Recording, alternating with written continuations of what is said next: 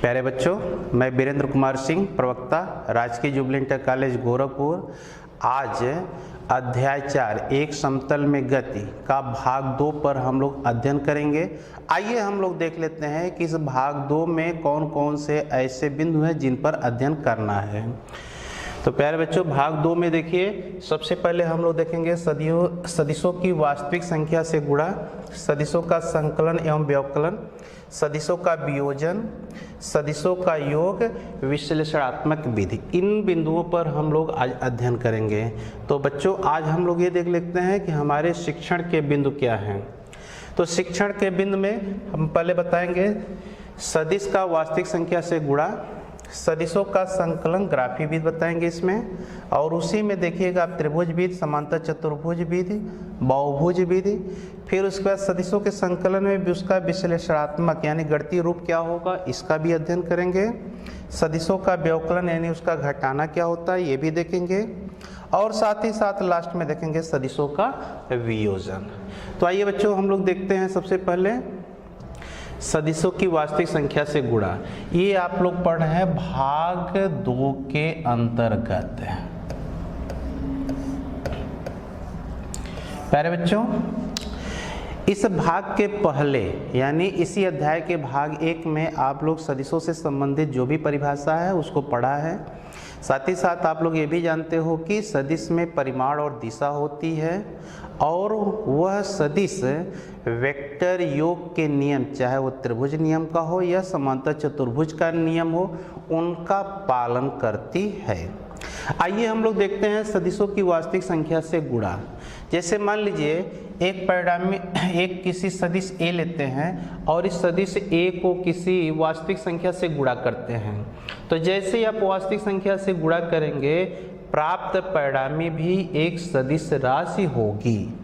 अब मान लेते हैं यदि वेक्टर A में लैम्डा जो कि वास्तविक संख्या है से गुणा करने पर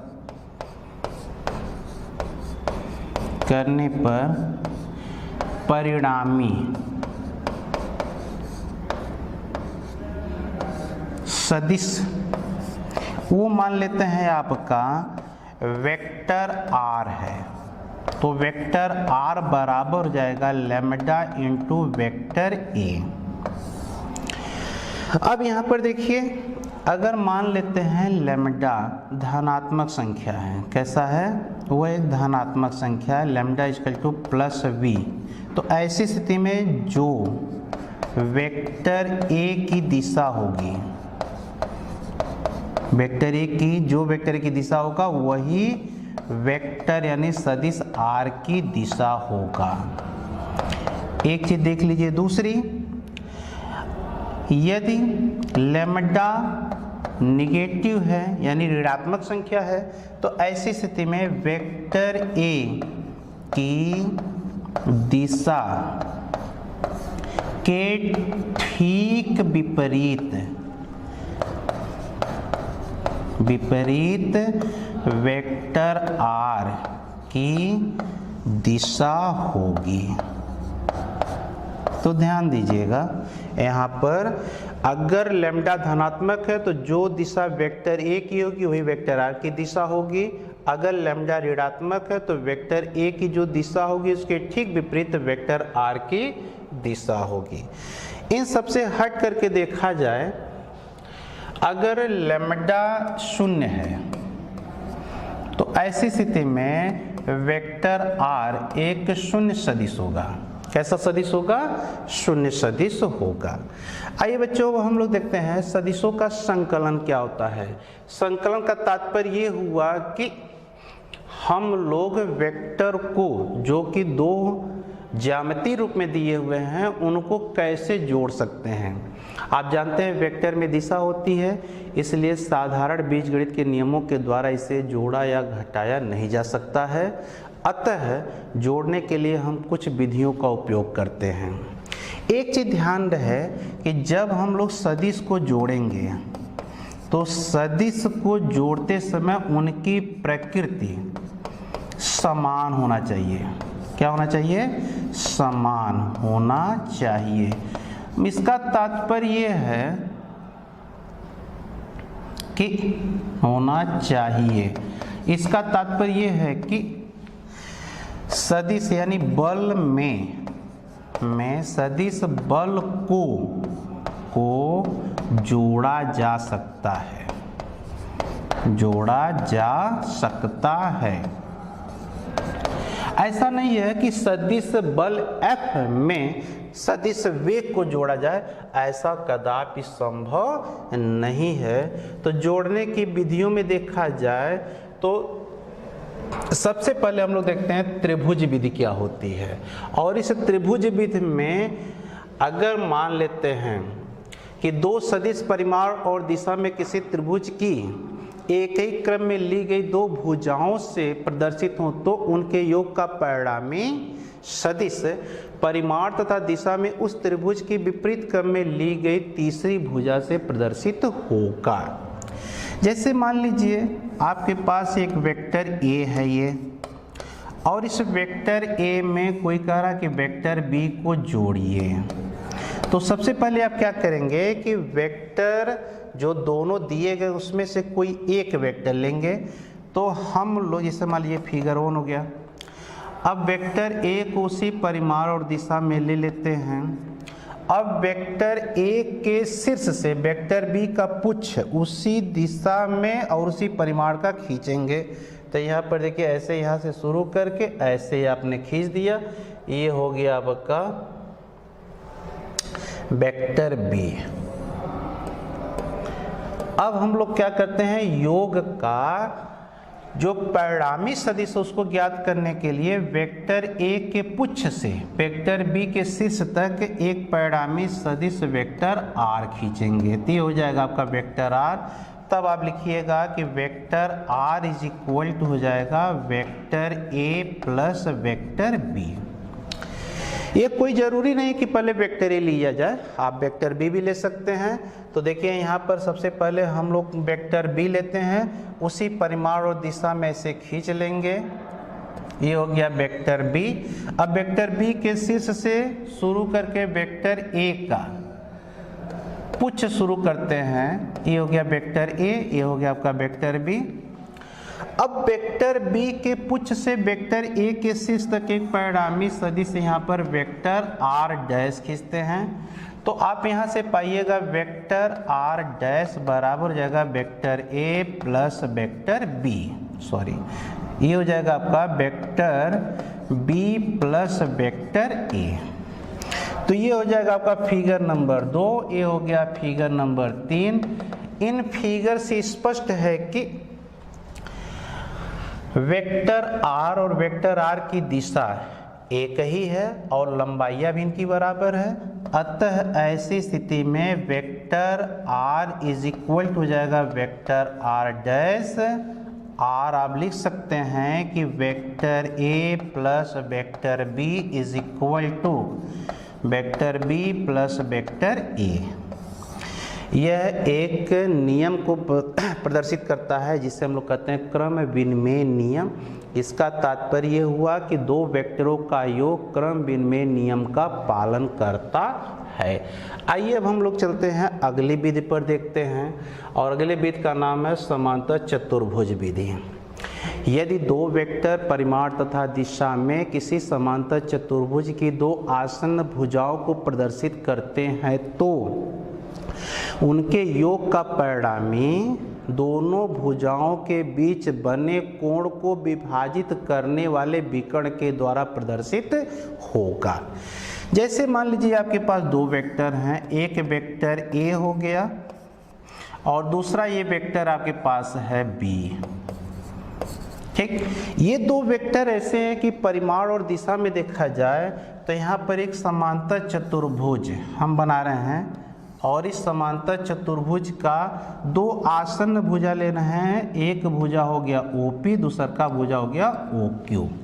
ठीक, भुजा OP के द्वारा वेक्टर A प्रदर्शित हो जा रहा है और भुजा OQ के द्वारा वेक्टर B प्रदर्शित हो जा रहा है।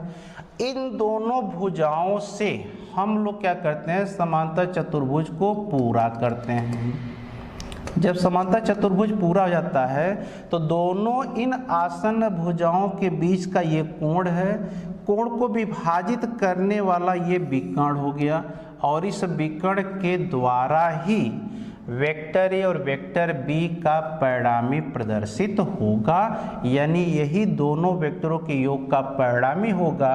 अगर ये पॉइंट टी कर देते हैं तो यहाँ पर देखिए वेक्टर रेखा ओपी बता दिया है वेक्टर ए को, वेक्टर रेखा ओ क्यू बता रहा है वेक्टर बी को, और इनके योग का जो परिणामी है वो प्रदर्शित हो रहा है वेक्टर रेखा ओ टी के द्वारा, ये जा रहा है वेक्टर आर।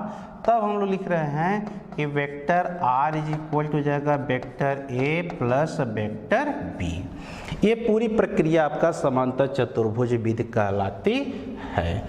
आइए बच्चों अब हम लोग देखते हैं अगला बहुभुज विधि। अगर जोड़ा जाने वाला वेक्टर 2 या 2 से अधिक है तो ऐसी स्थिति में उसे हम लोग जोड़ते हैं उसे बहुभुज विधि के द्वारा। बहुभुज विधि में देखिए क्या करते हैं हम लोग, जैसे मान लीजिए आपके पास ये एक वेक्टर ए हो गया, दूसरा वेक्टर हो गया ये आपका बी, और एक वेक्टर और दे दिया आपका ये वेक्टर सी। तो ऐसी स्थिति में ये बताया जाता है कि कैसे इसको हम बहुभुज विधि से जोड़ेंगे।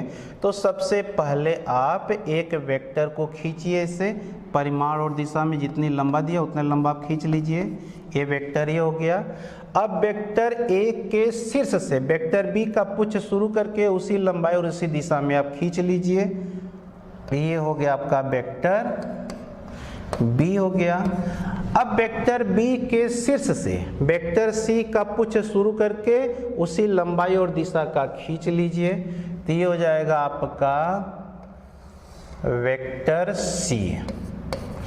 इन वेक्टरों के योग का परिणामी ज्ञात करने के लिए वेक्टर ए के पुच्छ से वेक्टर सी के शीर्ष तक एक परिणामी वेक्टर आप खींचेंगे, ये हो जाएगा परिणामी वेक्टर आर। तब आप लिखिएगा परिणामी वेक्टर आर के लिए R is equal to vector A plus vector B plus vector सी।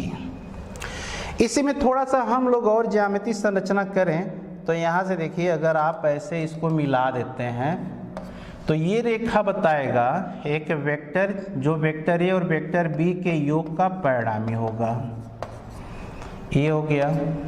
अगर यहाँ से आप इसको ऐसे मिला देते हैं तो ये बताएगा vector B plus vector C. ठीक, तो ऐसी स्थिति में आप लोग देख सकते हैं कि वेक्टर आर बराबर है, यहाँ ऐसा लग रहा है कि vector A plus vector B में वेक्टर सी को जोड़ा गया है, तब आप लिखेंगे vector A plus vector B plus vector C. और इसके अनुसार देखा जाए तो ऐसा लग रहा है कि वेक्टर आर बराबर वेक्टर ए में vector B plus vector C को जोड़ा गया है, vector A plus vector B plus vector C. इन दोनों समीकरण से देखा जाए उपरोक्त दोनों समीकरण से आप पा जाएंगे कि vector A plus vector B plus vector C बराबर हो जाएगा vector A plus vector B plus vector C. ये जो है गणित का एक नियम है जिसे हम लोग कहते हैं साहचर्य का नियम, अर्थात 2 से अधिक वेक्टरों का योग साहचर्य नियम का पालन करता है। आइए बच्चों हम लोग देखते हैं इसका विश्लेषण कर लेते हैं क्या होता है। विश्लेषण का मतलब ये हो गया कि अगर वेक्टर जिनको हम लोग जोड़ रहे हैं उनका परिमाण और उनके बीच का कोण दिया है तो उनके योग का परिणामी सदिश गणितीय विधि द्वारा हम लोग प्राप्त करते हैं। यहाँ 2 वेक्टर लिए हैं, एक वेक्टर है ए, दूसरा का वेक्टर बी है।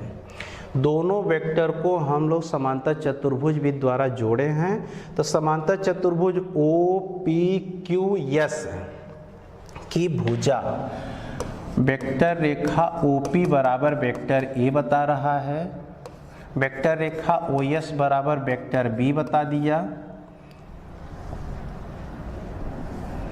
फिर से देखिए, वेक्टर रेखा OP बराबर हो जाएगा vector A, vector Rekha OS बराबर हो जाएगा वेक्टर B। इन दोनों के योग का परिणामी जो है वेक्टर रेखा OQ द्वारा प्रदर्शित है, वो हो गया वेक्टर R। ठीक, अब हम लोग क्या करते हैं कि रेखा OP को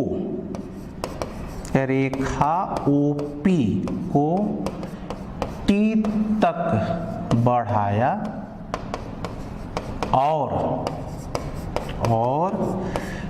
Q से लंब QT डाला।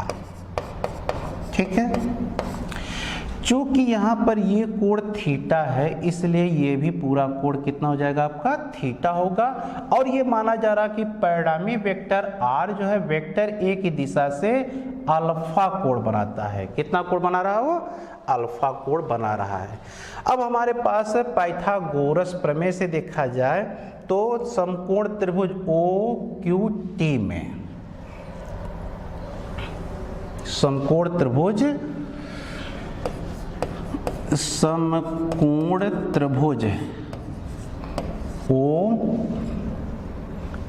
OTQ में आप पा जाएंगे OQ स्क्वायर बराबर OT square plus TQ square. यहाँ से देखिए OT को आप लोग OP प्लस PT में तोड़ सकते हैं, तो OT प्लस PT का ये होल स्क्वायर जगह प्लस TQ का होल स्क्वायर, इसको आप तोड़ दीजिए तो OT square plus PT square plus 2 times of OT into PT, अब प्लस हो जाएगा TQ स्क्वायर। अब आप क्या करिए, आप यहाँ पर OT square plus PT square और प्लस TQ स्क्वायर एक साथ कर लीजिए। अब प्लस हो जाएगा 2 times of OT into PT के जगह पर हो जाएगा आपका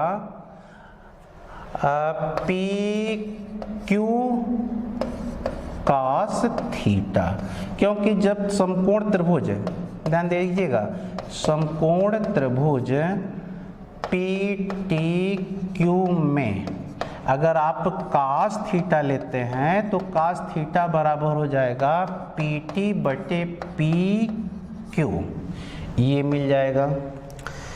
तो यहाँ से आपको मिल जाएगा OT square plus PT square plus TQ square बराबर हो जाएगा PQ square plus 2 times of OT into PQ, ये हो जाएगा cos थीटा। समीकरण नंबर इसको 1 मान लीजिए। उपरोक्त में जो इस तरह से आपने वर्णन कर दिया है उसके अनुसार देखा जाए तो आप पाएंगे कि जो आपका OP वेक्टर रेखा है, ध्यान दीजिएगा, वेक्टर रेखा OP का परिमाण वेक्टर A का परिमाण बराबर A हो जाएगा। वेक्टर रेखा फिर इसी तरह से आ जाएगा, वेक्टर रेखा OS का परिमाण OS बराबर हो जाएगा वेक्टर B का परिमाण बराबर हो जाएगा B, और ये बराबर हो जाएगा PQ के। ठीक है, उपरोक्त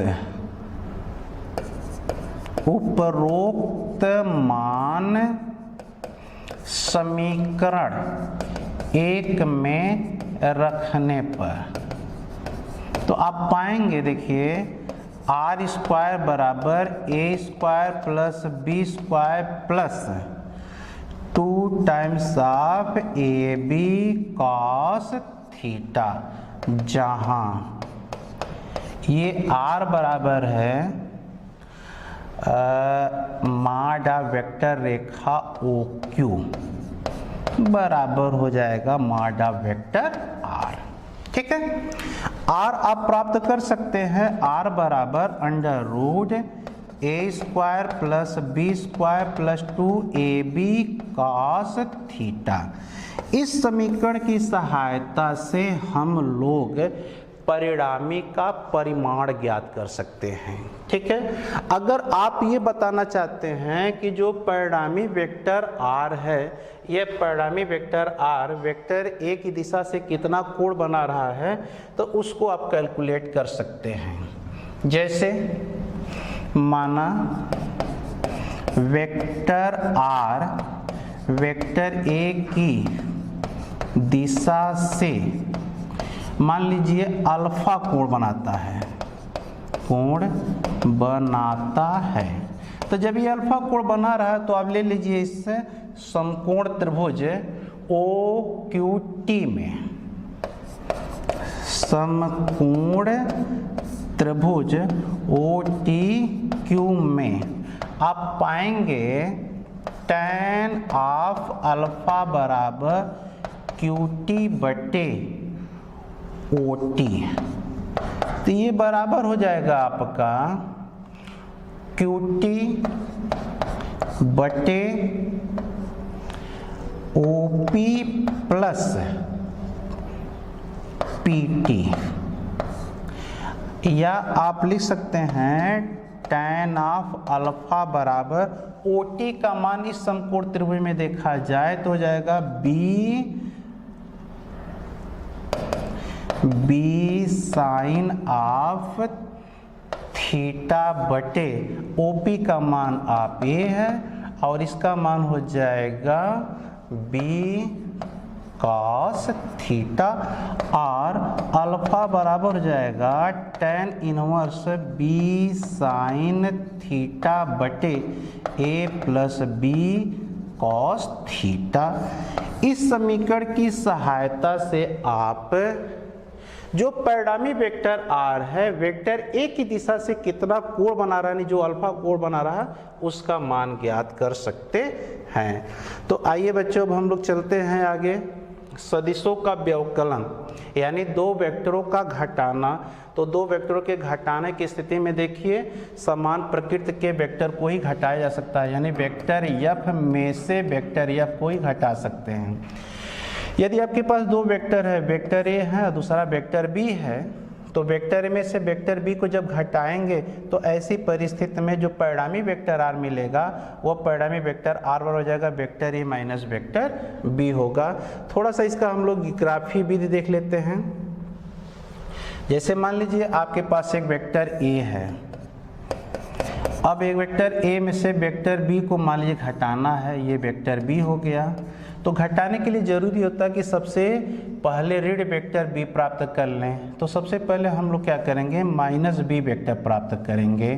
तो माइनस b वेक्टर प्राप्त करने के लिए क्या करना है, आपको इसी वेक्टर a के समांतर उसी लंबाई का एक रेखा खींच लीजिए, लेकिन इस पर तीर वेक्टर b के दिशा के ठीक विपरीत होना चाहिए। अब दो वेक्टरों के योग की त्रिभुज विधि के द्वारा वेक्टर a में माइनस वेक्टर b को जोड़ दीजिए। तो ये हो गया वेक्टर a। अब माइनस b वेक्टर को जोड़ना है तो आप इधर आ गए, माइनस b वेक्टर हो गया। अब योग का परिणामी देखना है तो यहाँ से लेकर के यहाँ तक परिणामी वेक्टर r खींचेंगे तो वेक्टर r बराबर हो जाता है तब vector a minus vector b।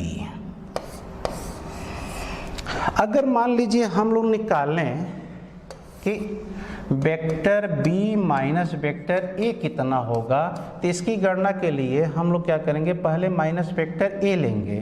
तो माइनस वेक्टर a देखिए ऐसे हो जाएगा आपका। अब माइनस वेक्टर a को वेक्टर b में जोड़ेंगे तो वेक्टर b को उसी परिमाण और दिशा में आपने इसे खींच लिया। अब इसके शीर्ष से वेक्टर a का यहाँ पर आपने वेक्टर b खींच लिया। अब इसके शीर्ष से क्या करेंगे, माइनस वेक्टर a खींचेंगे ऐसे, ये हो गया माइनस a वेक्टर। अब योग का परिणामी ज्ञात करने के लिए एक वेक्टर ऐसे परिणामी वेक्टर r डैश आपने खींच लिया। तो r डैश बराबर हो जाएगा आपका vector b minus vector a। ठीक है, अब समीकरण नंबर 1 और समीकरण नंबर 2 को देख लीजिए। तो चित्र यहाँ पर 1 हो गया ये, और ये चित्र आपका 2 है। दोनों चित्र 1 से और 2 को देखा जाए ध्यान से तो वेक्टर r और वेक्टर r डैश की दिशा एक दूसरे के ठीक विपरीत है। तो ऐसी परिस्थिति में हम लोग लिखेंगे vector r not equal to vector r dash, यानी vector a minus vector b not equal to vector b minus vector a, अर्थात दो वेक्टरों का व्यवकलन क्रम विनिमय नियम का पालन नहीं करता है। आइए अब हम लोग देखते हैं सदिशों का वियोजन क्या होता है। 2 या 2 से अधिक वेक्टरों के जोड़ने की विपरीत प्रक्रिया को ही वेक्टर का वियोजन कहते हैं। यदि किसी वेक्टर को 2 या 2 से भागों में इस प्रकार तोड़ा जाए कि उनका संयुक्त प्रभाव वही हो जो दिए हुए अकेले वेक्टर का है, तो इस प्रक्रिया को वेक्टर का वियोजन कहते हैं। तो वेक्टरों के योग में आपने पाया था कि वेक्टर r, जो परिणामी वेक्टर r है, वो परिणामी वेक्टर r इक्वल टू होता है vector a plus vector b। यहाँ पर देखिए वेक्टर r ऐसा लग रहा है कि इसको 2 भागों में तोड़ा जा रहा है। एक हो गया वेक्टर a, दूसरा वेक्टर b। वेक्टर a और वेक्टर b का संयुक्त प्रभाव वही होगा जो अकेले वेक्टर r का है। तो इस प्रक्रिया को ही हम लोग वेक्टर का वियोजन कहते हैं। आइए देखते हैं कि आयताकार घटक क्या होता है।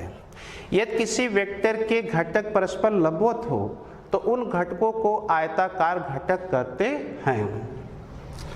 मान लीजिए किसी वेक्टर a का आयताकार घटक करना है, तो इसके लिए इसके पुच्छ को मूल बिंदु मानकर 2 समकोणिक अक्ष OX तथा OY खींचते हैं। अब इस वेक्टर a के शीर्ष से 2 लंब क्रमशः OX पर RP और OY अक्ष पर RQ डालते हैं।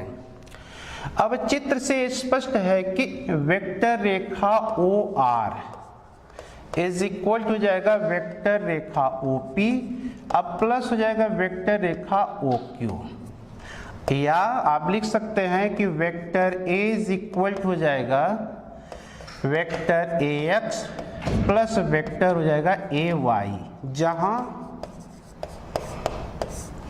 Vector AX is equal to है वेक्टर रेखा OP। ये बताता है A का, यानी वेक्टर A का x अक्ष की दिशा में घटक है। इसी प्रकार AY वेक्टर रेखा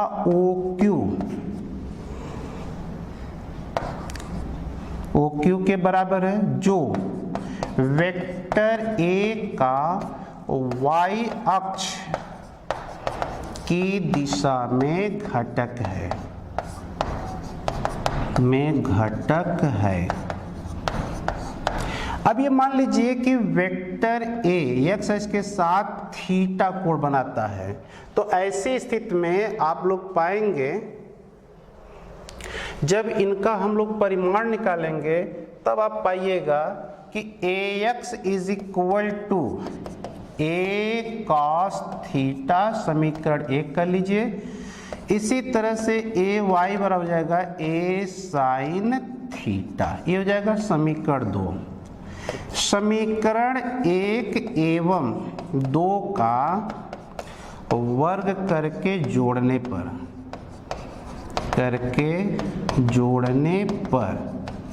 तो जब जोड़ देंगे तो आप पाएंगे AX square plus AY square equal to हो जाएगा आपका A स्क्वायर, या दोनों पक्षों का वर्गमूल ले लीजिएगा तो AX square plus AY square पूरे का अंडर रूट बराबर हो जाएगा A।